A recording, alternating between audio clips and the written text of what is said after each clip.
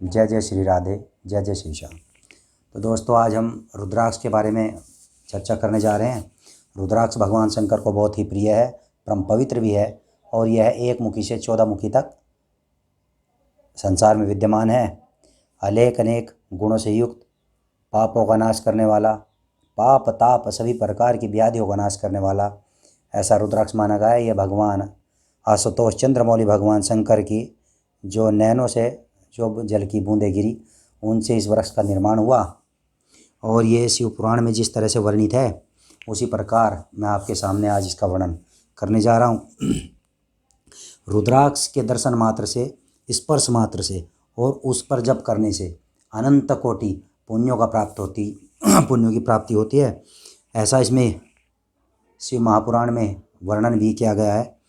यह अपने वर्ण के अनुसार भी इसका धारण किया जाता है, लेकिन चूँकि आजकल इतनी गहराई से इसके जानकार नहीं मिलते, इसलिए जैसा भी ये मार्केट में मिल जाता है ऐसा ही इसे आजकल लोग धारण करते हैं। लेकिन जो सबसे अच्छा बताया गया है, जो आंवले के फल के बराबर होता है, जो रुद्राक्ष आंवले के फल के बराबर होता है वह उत्तम कोटि का होता है, और जो रुद्राक्ष बेर के फल के बराबर होता है वह मध्यम श्रेणी का होता है, और जो चने के आकार का होता है वह निम्न कोटि का रुद्राक्ष माना जाता है।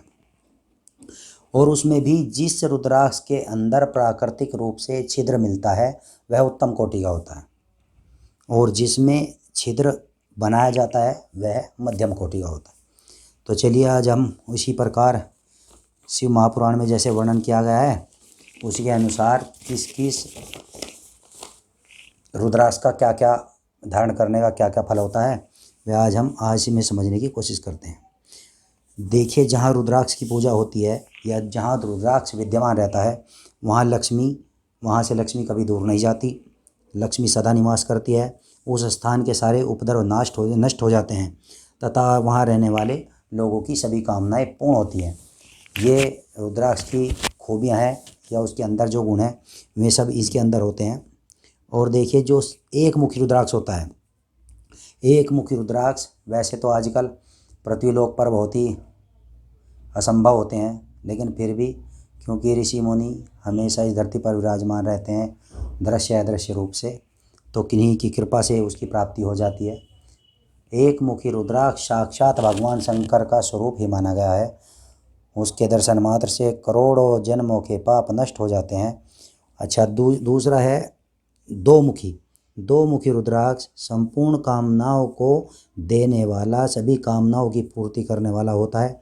3 मुखी रुद्राक्ष साक्षात साधन का फल देने वाला है। उसके प्रभाव से सारी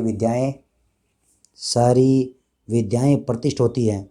4 मुख वाला रुद्राक्ष साक्षात ब्रह्मा का रूप है। वह दर्शन से और स्पर्श से शीघ्र ही समस्त फलों को प्रदान करने वाला होता है। 5 मुखी रुद्राक्ष समस्त पापों को दूर कर देता है। 6 मुखी रुद्राक्ष कार्तिकेय जी का स्वरूप है। यदि दाहिनी बाह में उसे धारण कर लिया जाए तो धारण करने वाला मनुष्य ब्रह्म हत्या आदि पाप से भी मुक्त हो जाता है, इसमें कोई संशय नहीं है। 7 मुखी रुद्राक्ष जो है वो अनंग नाम से प्रसिद्ध है। उसे धारण करने से दरिद्र भी ऐश्वर्यशाली हो जाता है।